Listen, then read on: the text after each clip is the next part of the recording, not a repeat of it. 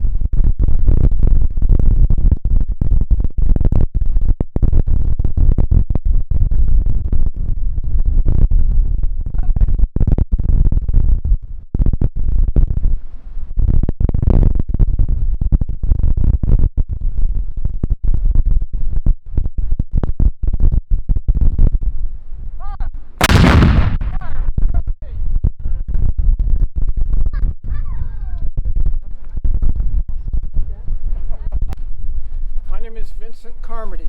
I'm a volunteer, and all the people in uniforms are volunteers in the National Park Service. We're called VIPs. We represent what we call the Fort Washington Guard. We represent, we're part of the Park Service as volunteers, and on the first Sunday of every month, we fire off at least one, but today it's 2 cannons. Today being April 3rd, the first Sunday in April. This is our refresher course on the cannons. We fire from April through October and sometimes into the first weekend in November, depending on if we have the powder. We have 2 guns over there. The bigger one is a 6-pound field gun we call Joseph. The smaller one is a 12-pound mountain howitzer we named Molly. Oops. Wow. Let me get this fixed. Yeah, and we fire off the cannons. We do this as part of the Fort Washington Guard. We don't go to reenactments, although we do sometimes go to demonstrations. Like if the Park Service has when they had their 150th anniversary up at Antietam, we went out there.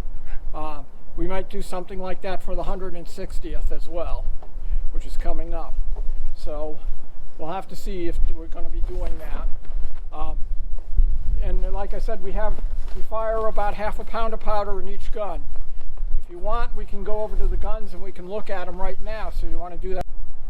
We have our demonstrations at 1, 2, and 3 when we have our demonstrations. Like I said, the first weekend of the month. This is Joseph. He's named after Joseph Haskins and Joseph Cameron.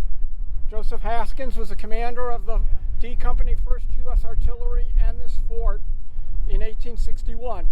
We represent the U.S. Army, regular Army in 1861. We represent D Company 1st U.S. Artillery. Our company got to this fort on April 15th, 1861. It is the only permanent fort in the Washington, D.C. area. Now, when the Civil War broke out, they built the circle forts around Washington, D.C. that were earthen forts. This is a stone and brick fort. And this is Joseph, a 6-pound field gun. By the American Civil War, it was obsolescent. They were replacing it, but they would use them in forts like this as internal defense. Now, if we go over to Molly, which is a 12-pound mountain howitzer, this is named after Molly Corbin,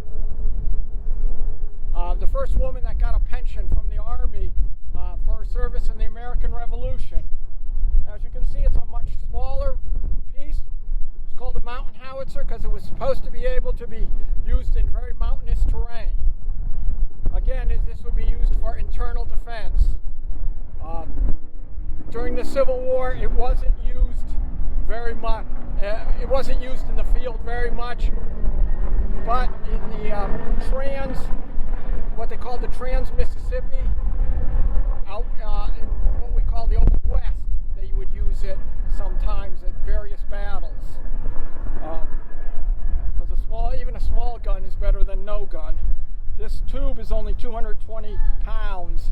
So you could put that on a pack animal, put the wheels on a second one, and what's left on a third pack animal.